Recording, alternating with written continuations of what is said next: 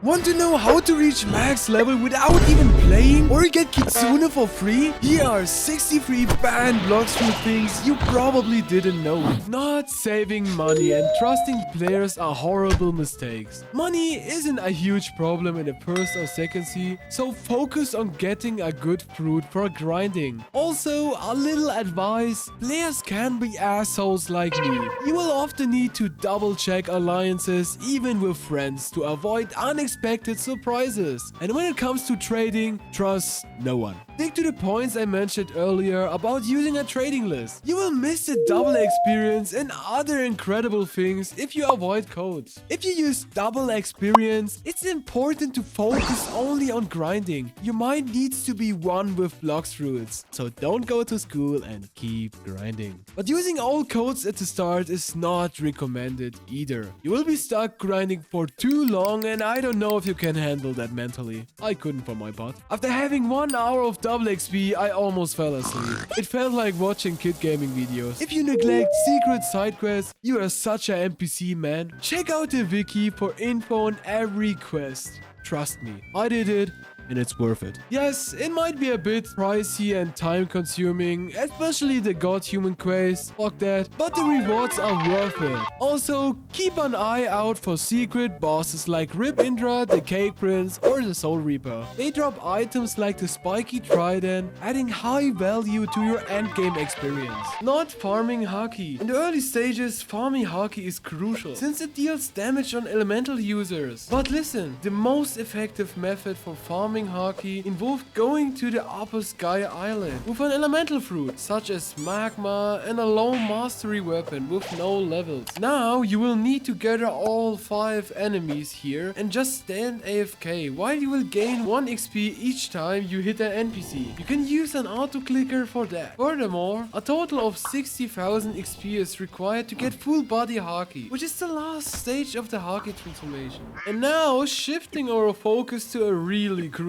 NPC mistake. You want to make sure that you're not doing this. It's very bad to avoid using any codes because you might miss the double experience and other incredible things. In fact, if you use double XP, it's important to only focus on grinding. But however, using all codes at the start is not recommended. Instead, you will be stuck at a grinding level. Turning our attention to this mistake. It sounds small, just like your PP, but it's not to be underestimated. It's to always follow the compass. As some islands don't have many NPCs or they are too far apart from the quest giver, but that can really slow down your progress. For example, it's better to skip the snowmans and just keep farming the snow bandits in a frozen village. One common mistake that players often make is not farming accessories to improve their stats. The cool shades obtained by defeating the cyborg in C1 are an example, guys. Equipping these shades provides a significant boost of 7.5% damage, as well as increased health, energy, and movement speed. Overlooking the importance of farming accessories can result in missing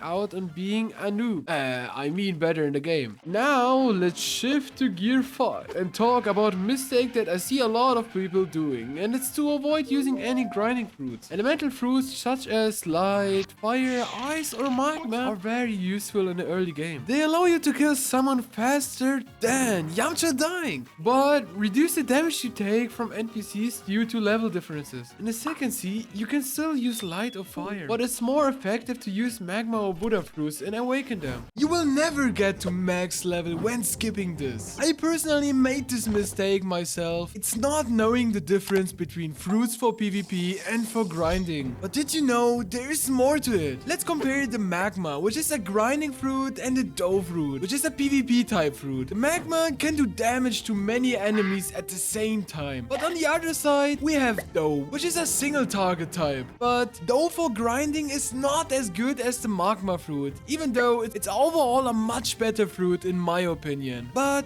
for only quick leveling, you definitely want to get your hands on the magma fruit. If you don't know this one, you will miss a huge level opportunity. This ability lays on the Snow Island cave and can get bought from this ability teacher for 25,000 berry. The ability I'm talking about is Haki. But wait! Hockey is really cheap, easily obtainable, and has something OP I will get to later. So I recommend you to definitely get this. It's OP because there are no energy drawbacks when you activate and deactivate Hockey with the J button. So keep it on the whole time. You want to reduce your taken damage by 30% and want some cool colors? Then you 100% need to reach the 6th stage. You have two options to upgrade Hockey. Either damage enemies with activated Hockey or get damaged while Hockey is on. This is a mistake that stopped me from getting good as a beginner. You might know that there are two types of Hockey, both of which are very strong. The armored and instinct Hockey. But not leveling up Hockey in general is a huge mistake I see many people doing. You will lose a tremendous 30% defense buff, the auto dodge, and the ability to hit elemental users or NPCs. So make sure to max out both types of Hockey. Don't eat the strongest fruits. You won't be able to beat even noobs. But is this really true? Imagine you're in the second sea and decide to eat the dragon or leopard fruit. They are horrible for grinding and will waste your time 100%. Just because you wouldn't be able to get all the moves in the first or second sea. So without moves, even leopard is bad. So now I will reveal a huge mistake. It's something that slows you down 200%. You should spend at least 1.2 million berries on it. So it's Buddha. And not using this fruit for leveling up is like watching every Naruto filler episode. Now you're wondering, what is bro yapping? So Buddha helps you level up fighting styles, which are crucial for God Human. The moment you awaken it, it's game over. Investing berries in Buddha boosts your progress, especially in leveling up fighting style. Speaking of crucial, you shouldn't use stat points. You definitely are balancing your stat points, right? But did you know that this makes you a dumb motherfucker? Unless you please fruit my subscribe button. But instead, you should split them into 3 categories. Depending on your playstyle, I would pick melee, second defense, and either Blox fruit or sword/gun. You will never become a pro player in Blox fruit if you miss the next few huge mistakes. And I'm certain you haven't seen this. Did you know that only using fruits or swords is not the best strategy? Your next line is, bros de Lulu. Let me cook, guys. Have you noticed what the pros do? They use a combination of fruits, swords, and fighting style to optimize their builds. For example, Buddha with swords or Dark with black leg. Here are some powerful combos that you should try out. But hell nah, I won't read that shit for you. But wait, there is more. You can also boost your strength by using guns. Prepare yourself for the next mistake. It can be quite costly and it's trading without a list or not consulting with people in a Discord server to make absolutely sure the trade is good. For example, there are really guys who trade a dough fruit for Blizzard and Buddha, which is totally small brain because a dough fruit is worth around a venom and a spirit fruit. To avoid this, here's a recommending trading list you can use. With that in mind, let's move on to something that's really simple and I don't see enough people doing. I'm obviously talking about eating a high mastery fruit, such as dragon fruit at a low level. Without attacks, you won't be able to do any damage, which is as bad as liking Big Man pork. Just a joke, bro. Just kidding, bro. Therefore, store a mythical fruit the moment you receive one. Without wasting any time, let's explore the mistake failing to time actions with the full moon in the game. For example, it's important for the race v4 upgrade, although you need 3 people, each with a different race. Additionally, there is the Mirage Island, where an advanced Blox dealer is located. The dealer restocks every 2 hours and has a higher chance having better devil fruits. Moving along, let's now consider a really simple mistake, and it's pretty easy to avoid. Don't eat rare fruits in the early game, like C1 and C2. It's much better to store them for later. Moreover, fruits like dragon, leopard, doe, and so on are more intended for PvP, but are not as good for grinding. Speaking of not good, focusing stat upgrades on specific categories instead of evenly distributing them is, well. In other words, if you are fruit main, you should focus on Blox fruits, defense, and melee upgrades, rather than putting all of your upgrades into fruit or defense alone. This one is really simple, but if you end up avoiding this, it could save you a lot of time. You should skip unnecessary PvP combat, as it doesn't help with leveling up. You should only begin bounty bounty hunting when you have reached the maximum level and have acquired most melee styles like God Human, or if you just want to annoy new players. Otherwise, you will end up like Zoro against Mihawk. In the early stages of the game, PvP is of no use, but you can still engage in combat in the Colosseum against your friends or other players if you are bored. There is a small trick to level up Haki, but many of you are doing it the wrong way. You 100% just hit enemies on Sky Islands with weapons or melee style, right? But stop this, join my sect and become a Buddha user because you could farm the NPC while taking damage. Now listen, let's look at some quickfire level hacks before we move on to the really crazy ones. I'm talking about the Swan Pirates. But wait, you now wonder why the Swan Pirates are so good for level farming. It's actually quite simple. So they live in the Kingdom of Rose area. The reason these guys are so good to grind is because they're so close to each other, making them extremely easy to group up. There is no cooldown for their spawn rate and the second sea location is perfect. All in all, it's a huge level farm if you know what you're doing. Moving on. This one boosts your level experience by 200%. So everybody knows the last quest of the first sea and it's the Fountain City quest. But wait, did you know the first quest of the second sea is actually a pretty bad quest? No? Then hear me out. So the enemies are really far apart from each other, so what you actually want to do is instead of heading into the second sea, you want to do this. After you unlock it, you want to go back there and keep doing the final quest. No, not the boss, but the one with the group. The reason is because the enemies are way closer together, making them easier to group up unlike the other ones. In the long run, the grind in Fountain City is definitely worth it. Don't make the common mistake of ignoring this aspect of the game. You want to pick accessories that match your fighting style and enhance your stats. I'm talking about using the wrong accessories. For example, if you use a sword, you might want to equip a swordsman hat or a musketeer hat to increase your sword damage. Simple, right? If you use a fruit, you might want to equip a Tomoe ring or a Kitsune mask. I admit, I'm not the best at choosing accessories myself, and I've been using the pilot helm for like 69 nice years. Yeah, still, nah, I'd win against y'all. This is something I have seen everyone doing wrong, including me. As I mentioned earlier, you should aim to max out your level first, before you start anything else. This is because progressing slow is a huge mistake. For example, if you're not slow but instead at the max level, you can do what you want. You can collect all the swords, try out different fruits, or even try to become Travis Scott. Once you reach this point, you can get alive again and touch grass, because you don't need to grind hard ever again. The key is to focus on reaching the max level without getting distracted by other things.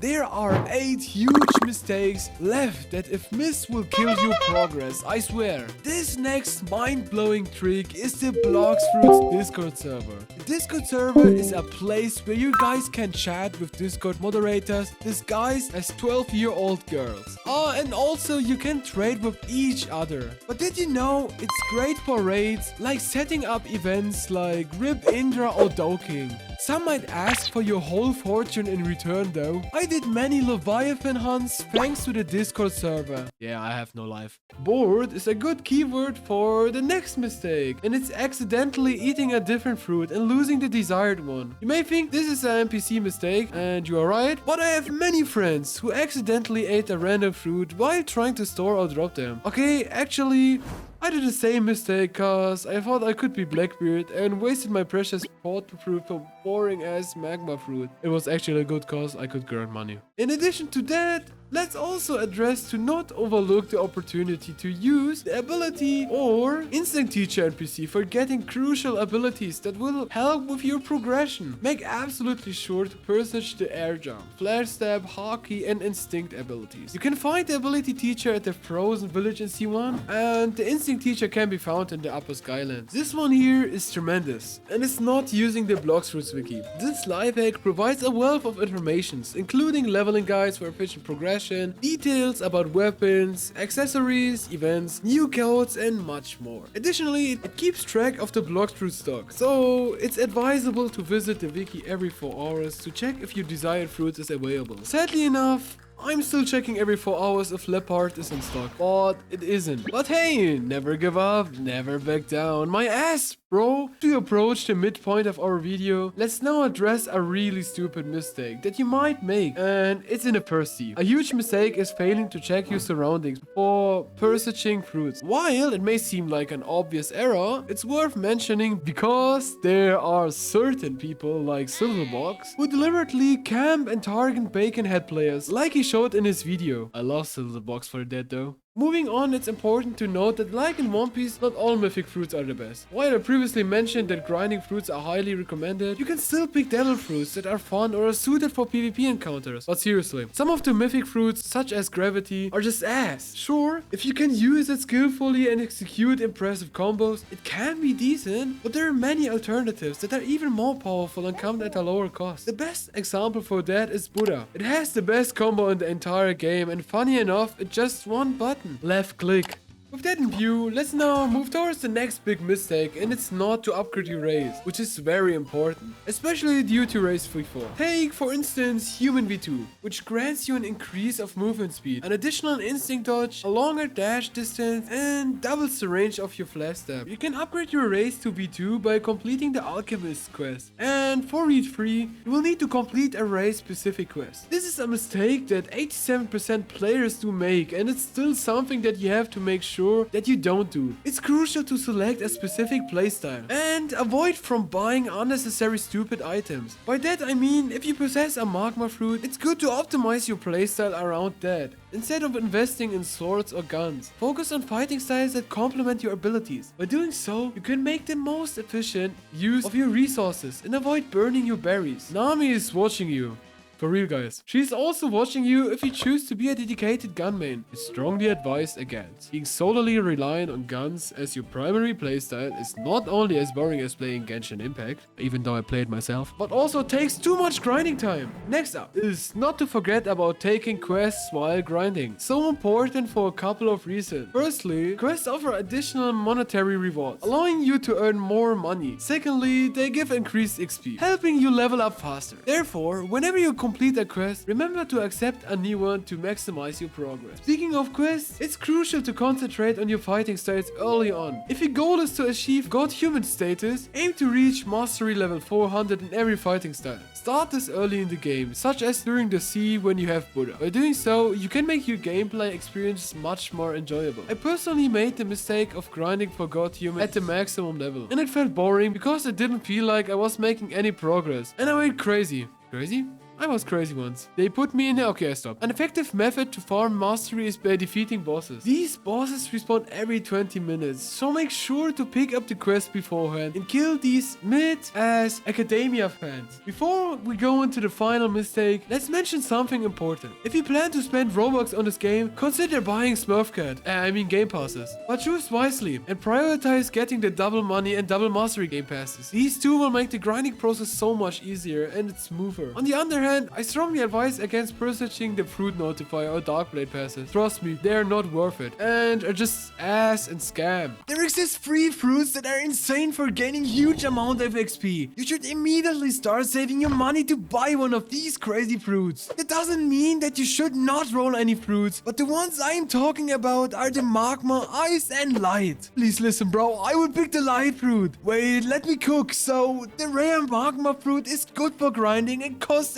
850,000 berry. Enemies need Haki to hit because it's an elemental fruit. The Magma fruit gets stronger when awakened, but it costs 14,500 fragments. Its powers hit lots of things at once, making it the second best for grinding in the game. But the reason the Ice fruit and Light fruit are really good for grinding early on is a bit of a different reason. As for the Magma fruit, with passive abilities like an Ice Trident or a Light Sword with the Light fruit, there is no cooldown. You can use them anytime, no waiting for reloads like with other skills. You can spam them, and what makes them great for grinding is that they are both elemental. But are they expensive? The Ice fruit is 350,000 berries or 750 Robux from the Blox fruit dealer with an awakening. The Light fruit costs 650,000 berry and also has an awakening, but you won't need them for the first sea. I will spam please fruit you in your dreams if you don't subscribe. Huge XP for free and without lifting a finger? Just put them in while you grind. Many of these codes give you double experience, so it's a no-brainer. To find these codes, simply go to Google or YouTube and search for Roblox Blox Fruits codes. It will show you all the active codes in the game. But bro, listen, I will tell you guys that you should probably enter the code in one at a time. Otherwise, you will waste more time here than in school for learning. With this most overpowered object, you will earn infinite levels insanely fast. Because of its long range and first transform ability, the Buddha is OP for grinding. The enemies will feel like flies to you. Meanwhile, you will be able to kill them all easily. They can't do anything to you, lol. It costs so much, like 1.2 million berry or 1650 Robux. Being a legendary fruit, the Buddha fruit is a S tier fruit. The full awakening requires 15,500 fragments, but you only need 500 fragments to awaken its first ability. So I recommend everybody to do that as soon as possible. If you skip this, you will literally die in real life. The huge mistake is playing Blox Fruits. Okay, sorry, but for this mistake, I will share a hack. So making trades without a list is a huge problem. It's like going into a store without knowing the prices. You might end up buying the expensive shit. To be safe, it's important to know the value of the fruits you're trading. Do you know all the values? This ensures you don't get ripped off or end up with a bad deal. There are NPCs outside trading mammoth fruit for the control. That is not smart because a mammoth is worth much more. To steer clear of such mistakes, use a handy trading list like bloxfruitsvalues.com. If you want to become one of the best PvP players, not upgrading your race to V4 is a big no. I went for V4 human and trust me, it was already a lot of grind. So good luck to y'all. If you want to do without much grind and more efficiency, use the Blox Fruits Discord server to get some help. Personally, I recommend going for V4, Cyborg or Human if you are into PvP. In my opinion, they're the best choices for battles. Now, here are in my opinion the most biggest mistakes you can make. Starting with number 5. Looking for the Leviathan without the spy is like thinking Gojo can beat Sukuna. I was an idiot and wasted 5 hours for the Leviathan to appear just so I could bypass the spy's clues. Lesson learned? Don't be like me. This Leviathan business is more of an endgame thing. So keep this in mind if you're planning to take it on. You're not using the secret move. Get ready to have your expectations shattered as I showcase this secret move that I don't see people using. Before you scream, let me cook. It's called the Sanguine Art, and wait, this fighting style is very OP against most enemies, especially if you combine it with a devil fruit. For example, you can use the dark fruit to create a black hole and then use Devourer of Worlds to deal massive damage. If you master the style, there is no way you will ever lose again in PvP. To get it, you need to collect a Leviathan's heart, 5 million berry and 5,000 fragments to Shafi, the NPC. Wait, I'm about to blow your mind. This here is underrated when it comes to grinding experience. These secret game changers will give small buffs, but over time those buffs could be really overpowered. So it's the accessories. The accessory I'm gonna be telling you about is something that you should use if you have the Buddha fruit. You can buy it from El Primo, who is located on the cursed ship in the second sea. It's the Ghoul Mask. It only costs 50 ectoplasm. It gives you plus 500 energy and 10 life leech on melee attacks against players and NPC. And that's not all. Nuh-uh. It boosts your movement speed by 35, making you tough to hit while running around. But there are many more accessories, especially in the third sea, like the pilot helmet or the doe scarf, which you absolutely need. This one is crucial, and I'm talking about your grinding styles, where there is one that makes your level go over 9,000. Grinding in Blox Fruits has many ways, but Buddha is the best. If you don't have it, swords or fighting styles work. Just pick one and stick with it, okay? One tip, spread your points evenly across 3 different categories. Let's say you got 99 points. If you're into sword, put 33 on swords, 33 on defense and 33 on melee. Easy, right? Some of you grind with guns, but I wouldn't recommend that for everyone. Stick to being a gun main if that's your thing until you can reset your stats. Get ready to have your expectations shattered as I showcase this secret and for which I recommend a private server. It's to kill bosses. The reason you want to do this is simple. The boss gives you way more level than a regular quest from the quest giver and they usually take lesser time to do as well. The bosses respawn every 20 minutes, but if you're a Subway Surfer TikTok kid, you can server hop. I mentioned earlier that there are still secret hacks for you to never make Blox mistakes again. But there is something else I have started doing recently that's had an even bigger impact on my overall Blox skills. So check out this here, where I will show you what it is and how you can use it to make your skills more stronger than ever.